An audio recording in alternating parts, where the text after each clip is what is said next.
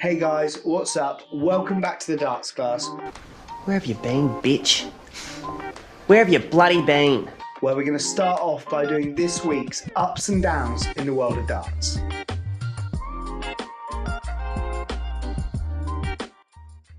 So the first up I'm going to give is for the MVG Luke Littler quarter-final game in the first week of the Premier League. Absolutely insane darts.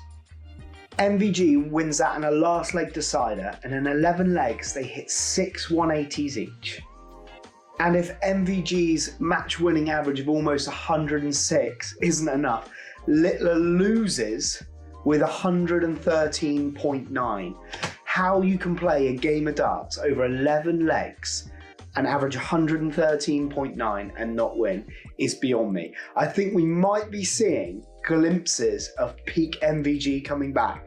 Maybe this new world of Littlers, and Luke Humphries to an extent too, has lit that fire under MVG, and we might see the Green Machine back something near his best. Another up from this game is the massive return of Wayne Mardle to Sky Sports commentary. Wayne experienced some real hardships in his personal life just before the World Championships, so was noticeably absent during the Ali Pali World Championships this year. But I'm sure everyone can join me in welcoming Wayne back to the comms team for Sky Sports. It makes such a difference, his energy and passion, and what a game for him to come back to. So welcome back, Wayne. We're going to stick with the Premier League for the first down of the week. This one is going to go, unfortunately, shared between Nathan Aspinall and Gerwyn Price. They weren't awful performances on the Premier League. They both had averages in the mid to late 90s, but both losing their first game in their quarterfinals in the first week of the Premier League is a little bit of a concern, I'm sure, for both of them. And for the PDC, they backed both of these players to be picked as wildcard entries for this year's edition of the Premier League. And there was quite a bit of fallout, to say the least, around their selection. People saying they weren't undeserving, they were picked based on their walk-ons or picked on past achievements. I think that they are valid selections. They may not have been the selections I would have gone for. I would have gone for Gerwyn Price, if I'm honest. Them losing isn't a massive deal, but it does put a bit of pressure on both them and the PDC with all of the fallout that's happened online, on social media around their selection.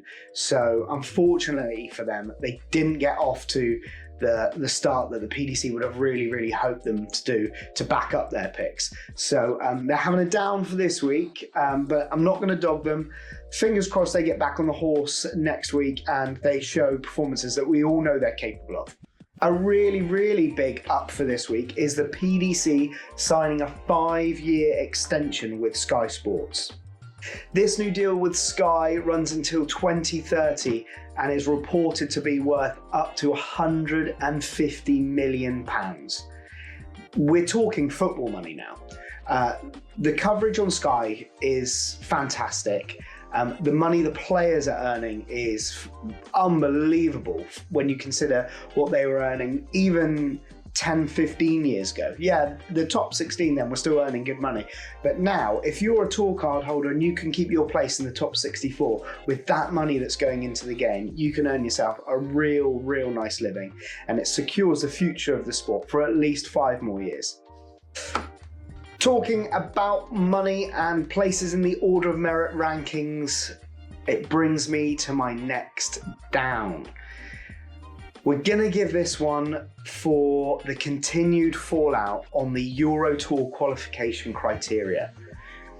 It's a few weeks since it's been announced, but every week there's a new story of another player reporting they're unhappy about it.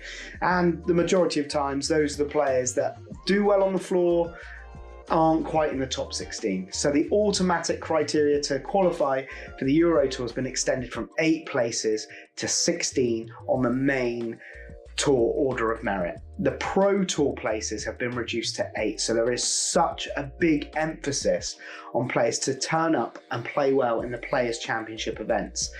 If they don't, qualification for the Euro Tours, which has an increased prize money compared to the Pro Tours, It's going to be harder and harder to qualify, which means breaking into that top 16 makes it more difficult. And obviously, if you can't acquire those ranking points and pounds on the Euro Tour, you're going to struggle to qualify for the TV majors, which has an even more inflated prize money fund. So it does close that shop. So we'll see how that goes this year and see if there might be a few tweaks next year it rolls around for the Pro Tour and the European Tour, sorry. But the fact we're talking about that brings us to another up. We see the Players' Championship return on Monday. Players' Championships 1 and 2, the first ones of the season, will be played. We're going to be seeing the new 64 tour card holders there, and we expect to see a pretty full complement of those 128 tour card holders attending the first ones of the season. However, with a couple of absentees, really excited that the leader of the Challenge Tour Order of Merit, Bo Greaves, is making her Players' Championship debut.